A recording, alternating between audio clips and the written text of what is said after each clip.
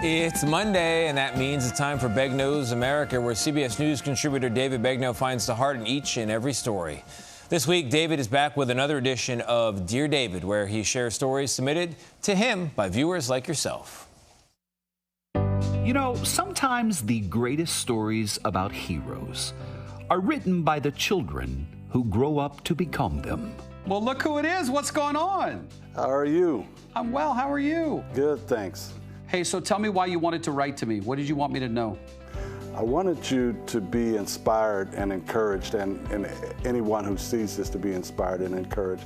Never give up, keep the faith, and be thankful for the small things. The question that started this story came from a child. I asked, Dad, how did you get in a wheelchair? Some kids' questions aren't easy to answer. He said it was before I was born. Here's where this story starts. On May 29th, 1992, I woke up with extreme back pain between both shoulder blades, almost as if it was a stabbing.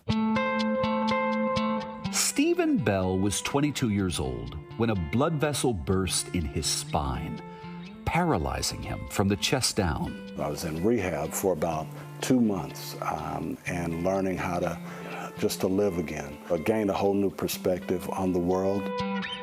Years later, his youngest son, Gareth, got a school assignment.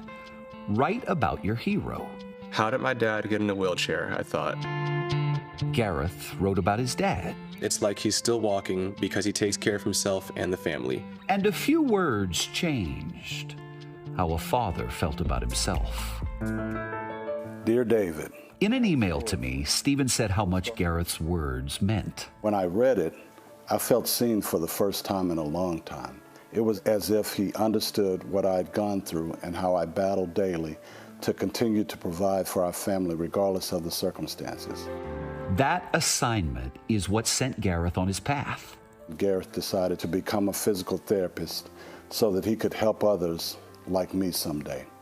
To quote him, "Papa, I've been watching you suffer my whole life. I should become someone who can do something about it so that others don't have to go through what you went through." Gareth went to the University of Miami. I got this.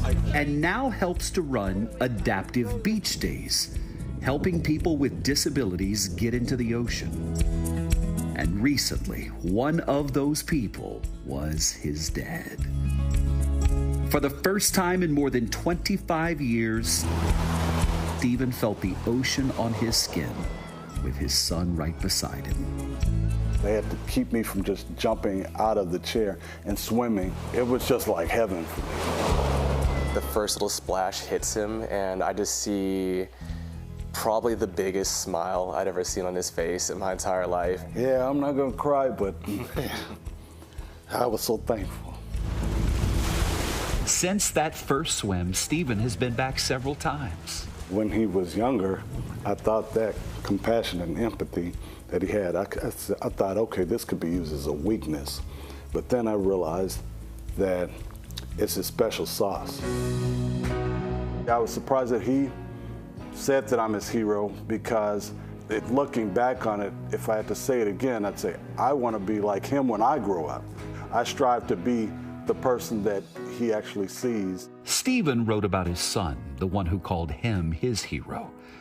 But the truth is, they're heroes to each other. And that original assignment, well, it still has one more line. The prompt was, who is your hero? Gareth's answer then and now.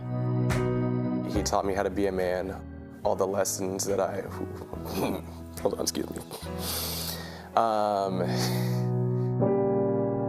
He was my role model growing up, and he still is. Dad's trying to hold it together. Thank you for that story. If you have one like it, email us, would you? Dear David at cbsnews.com. And I want to say one more thing. You heard Stephen bring up compassion. It is not a weakness. Don't let anybody tell you compassion is a weakness. It is, in fact, a strength. Remember that, my friends. Back to you. Ooh. That was so beautiful, David. I mean, a lot of kids, for them, their parents are their heroes. But to see how his father remains his hero as a child and as an adult is just so powerful. Yeah, David, you touched on it. Tony and I were talking about how his father processed those two characteristics, compassion and empathy, and initially thinking, this could be a weakness for a young boy growing up. The honesty. Yeah, the world is tough. Yeah, but then realizing, like you said, David, it is a superpower. One of my favorites, David. Really nicely done. Yeah. Well done, brother.